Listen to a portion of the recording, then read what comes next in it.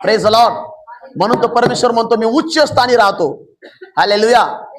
आणि तो म्हणतो नम्र जनाच्या आत्म्याचं मी संजीवन करतो. मग आम्हाला जर संजीवन पाहिजे, आम्हाला जर रिव्हायवल पाहिजे, तर प्रियानो आम्हाला नम्र व्हावं लागणार आहे. आम्हाला गुडघे टेकावे लागणार आहे. याकोब 4:10 मध्ये असं म्हणलंय, प्रभू समोर नम्र व्हा म्हणजे तो तुम्हाला उंच करेल. Praise the Lord. जे लोक उंच जातात ना त्याचं सिक्रेट सांगतो, नम्रता. Praise the Lord. गुडघे टेकणं, प्रार्थना करणं, पश्चाताप करणं.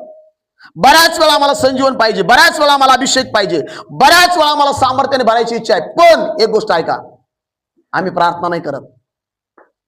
एक देवाचे सेवक म्हणतात, जर तुम्हाला तुमच्या भारतात, तुमच्या राज्यात, तुमच्या चर्चमध्ये रिव्हायवल यायला पाहिजे, संजीवन यायला पाहिजे, तर तुम्ही काय केलं पाहिजे माहितीये?